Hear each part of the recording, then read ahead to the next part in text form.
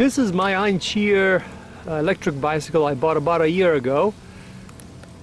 My onboard computer only shows 463 miles because I had to replace the battery and I lost the 2400 that I already had. So what went wrong after 3000 miles? This is my third tire that I have on this bike. None of the tire lasted more than 500 miles. It is getting very bald, but mostly because the brake pads, which are located on this side of the bicycle, they are not perfectly machined, so they're not perfectly flat. Therefore, it bites better in some parts of it than others, and the tire just locks up every time that happens. As you can see, it's wearing out in certain parts of the tire more than others. If you look over here, the exact same tire, it has a lot better tread. So what I have to do is every couple of weeks or so, what I do is I deflate the tire and then push this thing a little bit around. So every time the brake pad in the back locks up the tire, it starts biting in a different place so it doesn't wear out the tire completely. The brake pads, which are located over here, are still the original ones. I haven't replaced them. They seem to have very good durability. The only thing that I have done is I have put a little bit of a grease on the disc pad, and even though it made it very slippery, it also took away the squeakiness out of it, because if you let it dry out too much, it squeaks really bad. The gear shifter works really well. I haven't had any major problems with it. The only thing that happened is this little wire kind of like got stuck a little bit out. So this one comes out of this socket. There's a little bit of an adjustment over here, and then when that happened, this gear shifter was shifting the gears too far this way, so it fell a little bit into the hub. As you can see over there, it scratched the hub because the chain fell inside there. Also was not changing into the 6th gear anymore, so I figured that one out, and that solved that problem. Because I was going and hitting rocks really hard, also the mechanism that moves the chain got bent. So what I had to do is I had to take it apart and then hit it a couple of times with a hammer to bring it back to a straight position, because it bent to the left or to the right, and that caused some problems with the gear shifts. As soon as I put it back into position, it works really well. If you are going to use this bike in the park, this will not be problems that you're going to experience, but I took this bike off-road and tried to put it through its paces, and it was maybe a little bit too much of what this bike can handle.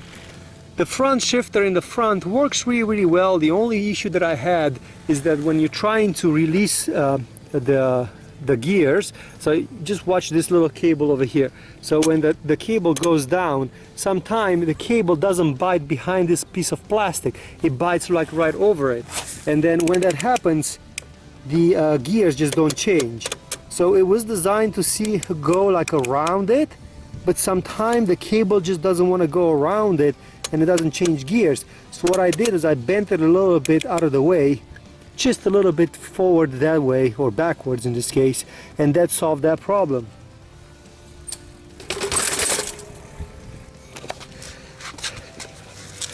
This is a perfect example when a chain comes off and you gotta put it back on. The adjustments are fairly easy to adjust where the gear changer stops, so that worked really well. This was just a problem with the channel that the cable goes through, so that's where the issue was. This broke 3 times. This guard for the chain broke 3 times, and every time it breaks, the chain falls off and it basically gets inside here. So I had to buy these on eBay. It cost about $1.50. They're very cheap, but these break, and usually they break from rocks. The front wheel throws them and then it hits this and it breaks. I wish they made it out of metal. Fortunately, they went a little bit cheap. It is a cheap bike after all, so because of that, maybe I wouldn't use this bike for anything hard enduro, which I've tried and it was not very good. With a top speed on throttle only at 18 miles an hour, this bike is pretty fast. The battery pack still holds the charge very strong even today. The mounting points of it are very durable. The only thing that broke is that there is a key mechanism over here where you could insert a key and release it. that latch broke weeks after I got the bike. So what I did is I bolted it with 2 bolts, one on this side and one on the other side. These pieces of the plastic don't have any electronics in it, therefore I was able to bolt it in, and it's a fixed position. It never moved since then. The charging port still works, all the connectors over here work, the battery pack, it's flawless. Does about 15 miles on the battery pack itself, so it has very good range on the battery pack.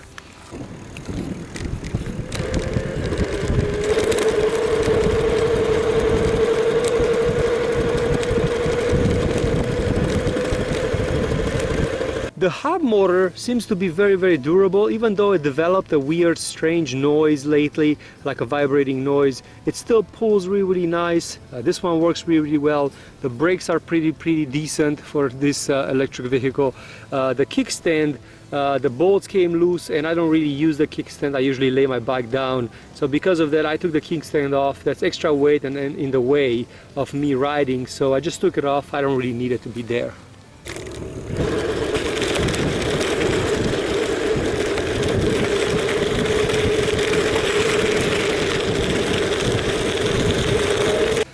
The pedals, as you can see, they really bent.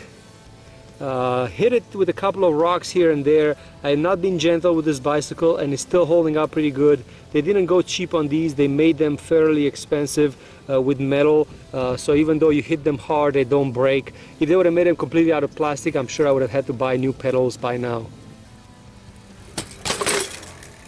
The electronics box, I never had any issues with it. The only trick is that I don't ride in any water, so for people that are riding in wet conditions, that could be a little bit of a problem. The electronics are fairly shielded in there, but they're not waterproof, so that's something you want to keep in mind.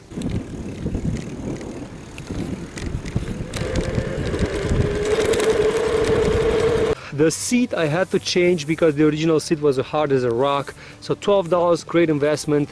I could sit on the bike for 30 miles with no problem whatsoever on the seat. I also added a visibility light in the back that flashes, and this one came with a kit with another light in the front that does exactly the same thing. So this one has flashing strobe, and that way, you know, you get more visibility where you're going.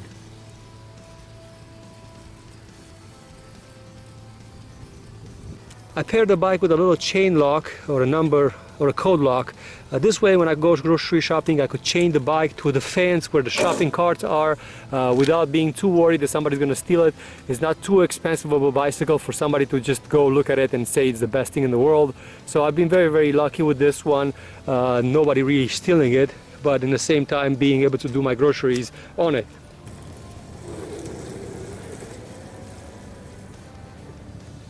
The front light works well, but I had problems the first week I got it.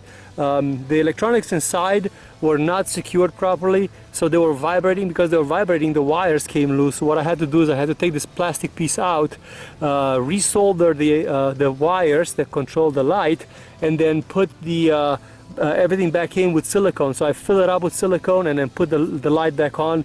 That way water doesn't get in through, and also it helps for vibrations. So right now the light still works, and then the horn still works, which is pretty good. Otherwise, it didn't fall off or didn't break. It still holds up pretty good even today.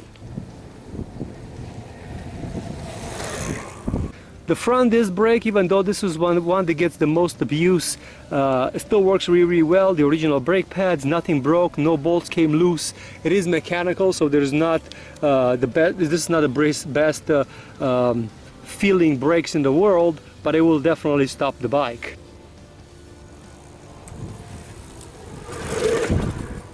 The rims are holding up pretty well. I haven't had any problems with the rims, even though I put it through its paces. The spokes are still pretty tight, none of them broke. The only thing is you have to be careful, because I got flats on these tires because they're very thin.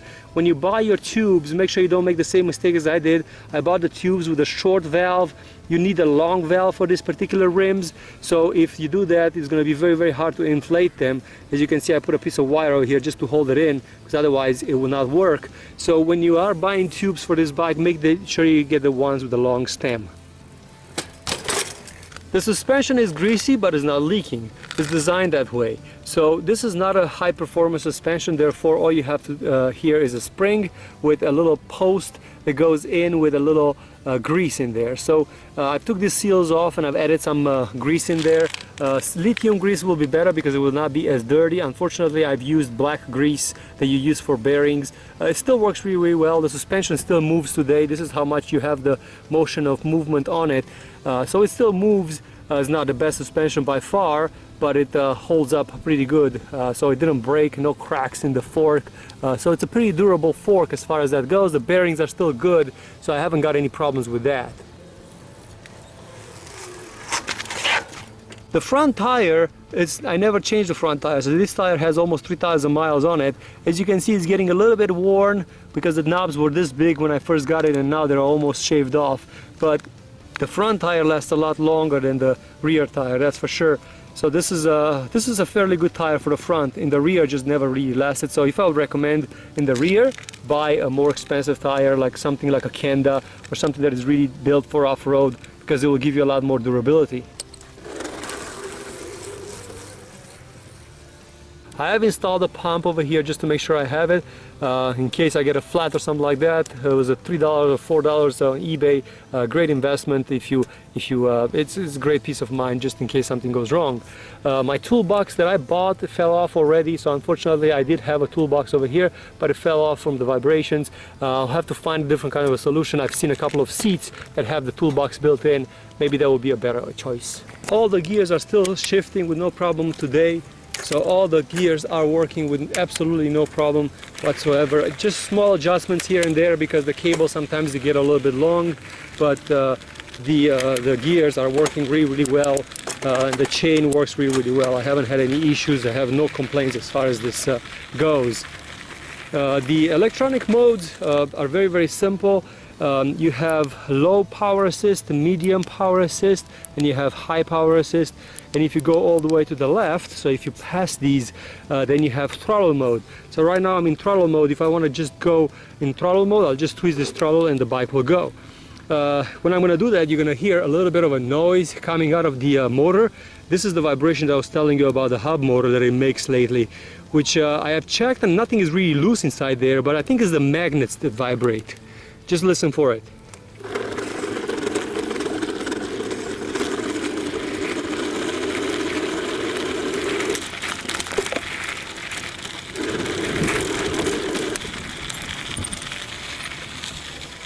So yeah, this bike was a lot more quieter when I first got it, but right now it got a little bit louder.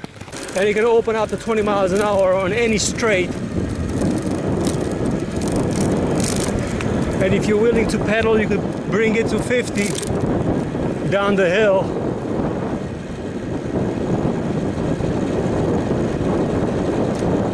Everybody should have an electric bike.